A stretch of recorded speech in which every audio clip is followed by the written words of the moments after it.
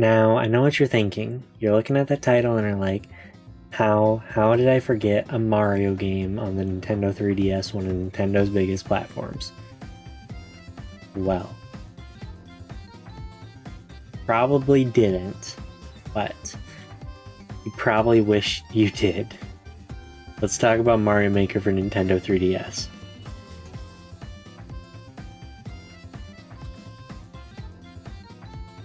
Why did Nintendo make this? Is a question many people asked when this came out. This came out a year after Mario Maker on the Wii U. Mario Maker on the 3DS is probably the most pointless Mario game, if not one of the most forgettable and probably maybe forgotten Mario games, at least in the last 10 years. It is pointless, and the reason why is not only that it is a remake of a Wii U game a year after, but also the fact that you can't share levels online. It is all done via Street Pass. To get levels, you have to share between consoles. So you got to be walking down the street and trade those courses with people. There is mention of internet play/download courses. I don't know where that comes from. Maybe you have to connect to the internet to download shared courses. I don't know. I have no way of testing that because nobody has this. I think I knew one person that got this game for Christmas. There is specific mention talking about how, though, you can make everything from the Wii U version in this game, pretty much. No, that is not true. Because if you look up here, notice how there's no amiibo icon where this would go. That's because all the costumes aren't there.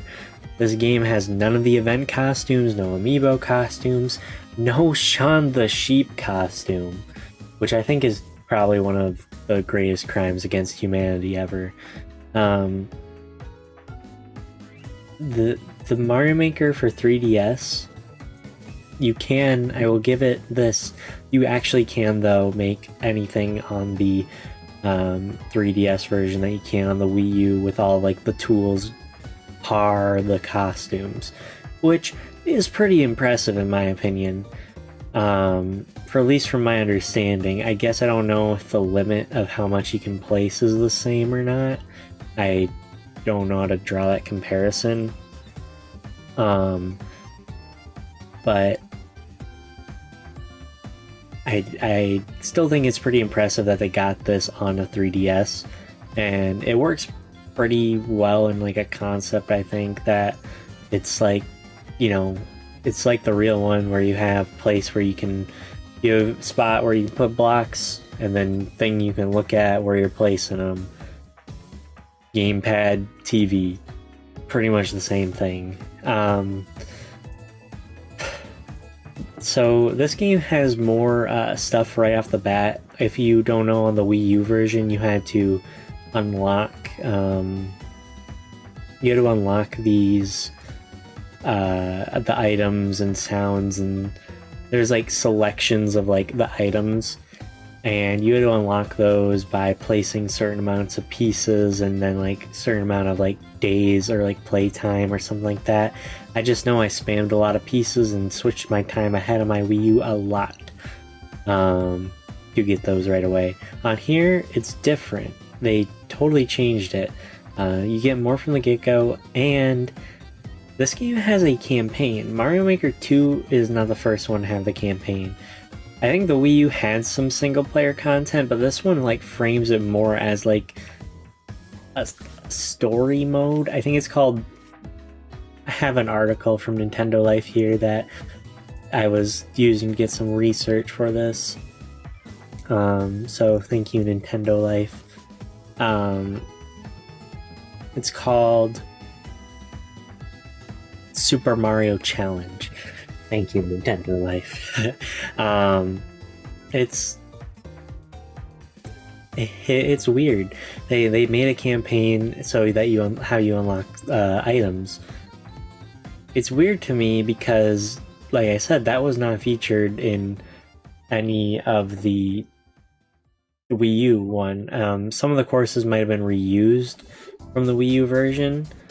Like I think some of the event courses might be in this. I still don't really. I couldn't figure out.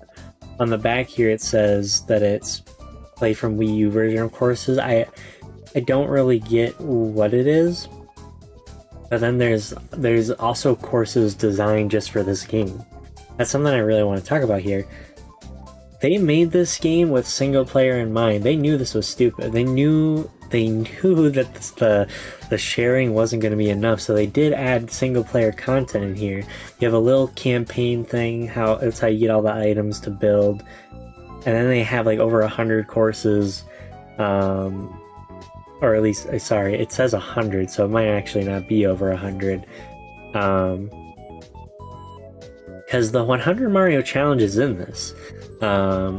It just has pre-made levels, which is so bizarre to me. It's like they went above and beyond to make sure there is content in this game, while the Wii U one, I would feel safe to say that they really relied on the creating and level sharing, while this one's really trying hard on the single player.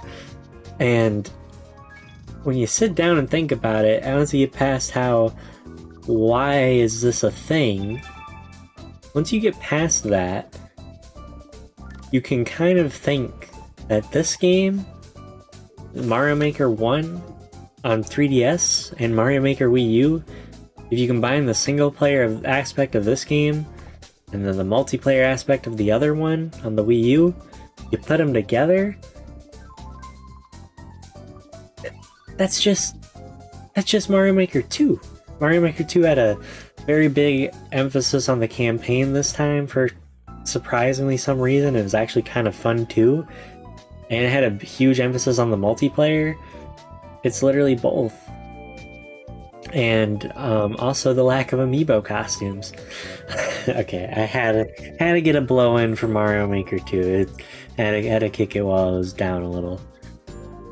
But yeah, that's kind of just like a little summary of Mario Maker 3DS. Maybe you never have touched this game, or maybe you didn't know it existed on the 3DS.